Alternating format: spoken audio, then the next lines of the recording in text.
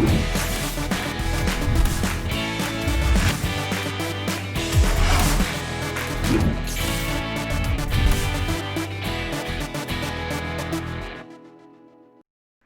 स्वागत है आप सभी का स्पोर्ट्स जिंदगी के इस प्रोग्राम जिसका नाम है खेलों में खास। मैं हूं संजय बैनर्जी और आज से हमने इस नए सिलसिले को शुरू किया है। सबसे पहले एक निगाह डाल लेते हैं आज की खास खबरों पर। सबसे पहले वेस्ट इंडीज हार चुका है तीसरे क्रिकेट टेस्ट मैच में, और न सिर्फ तीसरा टेस्ट मैच हारा है बल्कि पूरी सीरीज हार गया है वेस्ट इंडीज इंग्लैंड के हाथों। इसके अलावा विराट कोहली का जहां तक सवाल है, इंस्टाग्राम पे उनके 7 करोड़ फॉलोअर्स हो गए हैं और दुनिया के वो चौथे ऐसे प्लेयर हो गए हैं जिनके सबसे ज्यादा फॉलोअर्स हैं। पाकिस्तान ने इंग्लैंड के खिलाफ फर्स्ट क्रिकेट टेस्ट मैच के लिए अपनी टीम डिक्लेयर कर दी है और लिवरपूल के manager Jurgen Klopp manager of the year चुने गए हैं। तो ये हैं आज की वो खबरें जिन पर हमारी निगाहें होंगी। और सबसे पहले चर्चा हम करेंगे क्रिकेट की। क्रिकेट में हमारे साथ मौजूद हैं हमारे साथी, former test player, former selector, former coach Ashok Malhotra. Welcome Ashok ji. नमस्कार। नमस्कार संजय जी। अशोक जी, वेस्ट इंडीज आखिर तक इस मुकाबले को हार गया जैसे कि उम्मीद थी। जी बिल्कुल, इसी तरह की उम्मीद थी, इसी तरह श्रृंखला होने की संभावना थी। हालांकि सबको हैरान किया था अपने प्रदर्शन से वेस्ट इंडीज ने पहले मैच, पर एक बार फिर वो पुरानी वेस्ट इंडीज फिर सामने आई। वेस्ट इंडीज और पाकिस्तान दो ऐसी टीमें हैं संजय जी, ये नहीं पता कि बिस्तर के किस तरफ से उतरती है, किस दिन किस तरह की क्रिकेट खेलती है, कोई अंदाजा नहीं। लेकिन चौथी इनिंग में जिस तरह उन्होंने निराश किया, निश्चित रूप से फिल सिमंस के लिए काफी बड़ा सरदर्द होने वाला। आप ये देखें अशोक जी, पहला टेस्ट मैच और दूसरे और तीसरे टेस्ट मैच में कितना फासला गया और पूरी कहानी पलट गई। एकदम प्रेशर में आ गए वेस्ट इंडीज के बैट्समैन। क्या वजह थी? देखिए, सबसे बड़ी बात है, मैं अभी तक ये नहीं सोच पाया हूं कि क्यों हर बार जेसन होल्डर टॉस जीतकर फील्डिंग करते हैं। क्या उनको अपने बल्लेबाजी पे भरोसा नहीं? क्योंकि कहीं ना कहीं जब आप रन बोर्ड पे लगाते हैं तो फिर आप निश्चित रूप से दूसरी टीम को दबाव में डालते हैं। और पहले और दूसरे तीसरे टेस्ट में जो फर्क था वो मेरे को ऐसा लगा कि स्टुअर्ट ब्रॉड इस टेस्ट मैच में भी उन्होंने 10 विकेट लिए, दूसरे टेस्ट मैच में भी 6 विकेट लिए। शायद उनका ना खिलाना पहले टेस्ट मैच में, उनका और वोक्स का ना खिलाना काफी महंगा साबित हुआ। और निश्चित रूप से कहते हैं फ्लैश इन द पैन वाली बात है जहां तक वेस्ट इंडीज का सवाल, क्योंकि कभी कभी उनकी जो खेल है वो निखरता, लेकिन ज्यादातर निराश। तो चलिए, कम से कम गनीमत इस बात की है कि कोरोना काल में एक इंटरनेशनल टेस्ट सीरीज हुई और वो सीरीज ठीक ठाक समाप्त हो गई। केवल एक छोटा सा इश्यू हुआ जोफ्रा आर्चर का, जो कि साउथहैम्पटन से मैनचेस्टर आते समय अपने घर पर रुक गए थे कुछ समय के लिए, और इसका उन्हें काफी मोटा पनिशमेंट भी लगा, पैसे के मामले में भी, और उन्हें माफी मांगनी पड़ी। तो कुल मिलाकर एक अच्छी सीरीज समाप्त हुई। परिणाम चाहे जो रहा, रिजल्ट चाहे जो रहा, लेकिन क्रिकेट प्रेमियों के लिए एक सुकून की खबर जरूर है। बिल्कुल बिल्कुल सही। और एक और बात है जो साफ आई कि कोरोना वायरस के बावजूद टेस्ट क्रिकेट अभी जिंदा। कहते हैं ना, जैसे टाइगर जिंदा है उसी तरह टेस्ट क्रिकेट भी जिंदा।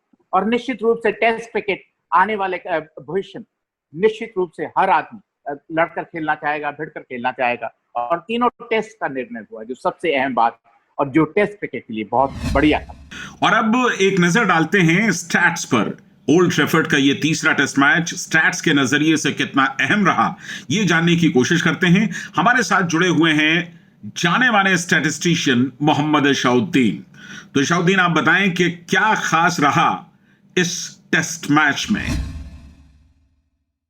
सीरीज जीतने के साथ ही इंग्लैंड ने वेस्टइंडीज के खिलाफ टेस्ट जीतने की संख्या 51 कर ली है। दोनों देशों के बीच कुल 160 टेस्ट खेले गए हैं। इस तरह इंग्लैंड ने पहला टेस्ट हारने के बाद लगातार दूसरी बार टेस्ट सीरीज जीती है। इससे पहले इसी साल इंग्लैंड ने पहला टेस्ट हारने के बाद साउथ अफ्रीका से सीरीज 3-1 से जीती थी। आखिरकार जिसका इंतजार था, स्टुअर्ट ब्रॉड ने उसे पूरा कर दिखाया। टेस्ट के अंतिम दिन क्रेग ब्रेकवेथ को आउट कर उन्होंने अपना 500वां विकेट हासिल कर लिया। ब्रॉड ने यह उपलब्धि 140वें टेस्ट में हासिल की। इस तरह ब्रॉड 500 टेस्ट विकेट लेने वाले इंग्लैंड के दूसरे और दुनिया के 7वें गेंदबाज बन गए। ब्रॉड चौथे तेज गेंदबाज भी हैं जिन्हें 500 विकेट लेने का गौरव हासिल हुआ है। ब्रॉड के अलावा Muralitharan 800, Shane Warne 708, Anil Kumble 619, James Anderson 589, Glenn McGrath 563 और कोर्टनी वार्ड 519 विकेट ले चुके हैं। स्टुअर्ट ब्रॉड के पहले टेस्ट शिकार चामिंडा वास बने थे। इसके बाद 100वें शिकार थिसारा परेरा, 200 में माइकल क्लार्क, 300 में क्रिस रोजर्स और 400वें शिकार टॉम लेथन हुए थे। यह भी संयोग है कि इस टेस्ट में जेम्स एंडरसन भी ब्रॉड के साथ खेले। उन्हें भी 500 से ज़्यादा विकेट लेने का श्रेय हासिल है। यह सिर्फ दूसरी जोड़ी है जिसे 500 विकेट लेते हुए साथ साथ खेलने का गौरव हासिल है। इससे पहले 500 विकेट ले चुके ग्लेन मैकग्रा और शेन वार्न एक ही टेस्ट में साथ साथ खेल चुके हैं। दूसरी ओर क्रेग ब्रेथवेट के साथ यूनिक रिकॉर्ड यह जुड़ा हुआ है कि वह न केवल ब्रॉड के बल्कि इससे पहले जेम्स एंडरसन के भी 500 में शिकार हो चुके हैं। ब्रेथवेट ट्रेंट बोल्ट के भी 200 में शिकार रहे हैं। इस मामले में साउथ अफ्रीका के जैक्स कैलिक्स भी इस तरह के अजूबे कीर्तिमान के सबसे ज़्यादा 5 बार शिकार हुए हैं। जेम्स एंडरसन और एंड्रू कैडिक के वह 100 में शिकार हुए रहे थे, तो शेन वार्न और जहीर खान के 300 में शिकार हुए थे। इसके अलावा कोर्टनी वाल्स के भी 500 में शिकार जैक्स कैलिक्स रहे थे। दूसरी खबर जो क्रिकेट की है, भारत के कैप्टन विराट कोहली इंस्टाग्राम पर दुनिया के चौथे टॉप मोस्ट प्लेयर बन गए हैं। उनके कुल मिलाकर 7 करोड़ फॉलोअर हो गए हैं और थोड़ी सी हैरत होगी जान करके कि उन्होंने जिन्हें पीछे छोड़ा है वो है लेब्रॉन जेम्स। एनबीए के बास्केटबॉल दुनिया के बेताज बादशाह हैं। लेब्रॉन जेम्स के 6.9 करोड़ फॉलोअर हैं, जबकि विराट कोहली के 7 करोड़ फॉलोअर्स हैं। इवन प्राइम मिनिस्टर मोदी उनसे तकरीबन 35% फॉलोअर्स उनके कम हैं। और अगर आप दुनिया में देखें तो रोनाल्डो, इसके अलावा मेसी और नेमार के बाद कोहली चौथे नंबर पर हैं। रोनाल्डो के 23 करोड़ फॉलोअर्स हैं, मेसी के 16 करोड़ फॉलोअर्स हैं और नेमार के 14 करोड़ फॉलोअर्स हैं। तो ये इंडियन क्रिकेट की बढ़ती हुई पॉपुलैरिटी को दिखाता है, इसमें कोई शक नहीं। या बिल्कुल, और ये दर्शाता है कि जिस तरह सचिन तेंदुलकर पहले बहुत दुनिया में लोकप्रिय थे, लगभग उसी अंदाज विराट कोहली बहुत लोकप्रिय हैं। और क्रिकेट हम कहते हैं कि थोड़े देशों में खेला जाता है, लेकिन ऐसा लगता है कि पूरे क्रिकेट जगत में जिस तरह के क्रिकेट लोकप्रिय है, वो दर्शाता है कि विराट कोहली की लोकप्रियता। बिल्कुल, और थोड़ी सी चर्चा आईपीएल की कर ली जाए, क्योंकि अब आईपीएल की चर्चा नहीं करना बेईमानी होगा। तैयारियां चल रही हैं, स्पोर्ट्स मिनिस्ट्री ने हरी झंडी दे दी है और ऐसा माना जा रहा है कि होम मिनिस्ट्री और फॉरेन मिनिस्ट्री भी इसको जल्दी क्लियर कर देंगे, कोई रुकावट नहीं आने वाली है। और कुल मिलाकर लगातार प्राइम टाइम में ही ज्यादा मैचेस हैं। सिर्फ 5 दिन ऐसे हैं जिस दिन डबल हेडर हैं और जैसी कि उम्मीद है कि 2 अगस्त को जो गवर्निंग काउंसिल है उसकी मीटिंग होगी और उस मीटिंग में ये तय कर लिया जाएगा कि पूरा शेड्यूल क्या होगा, किस तरह से होगा। एसओपी तमाम फ्रेंचाइजीज को दिए जा रहे हैं। काफी रुकावटें हैं इस आईपीएल के दौरान। तो ठीक है, जैसे कि टेस्ट सीरीज हुई वैसे ही आईपीएल होगी, दर्शक नहीं होंगी, लेकिन इसके बावजूद कहते हैं कि कुछ नहीं से कुछ बेहतर है। बिल्कुल, और आईपीएल बहुत महत्वपूर्ण।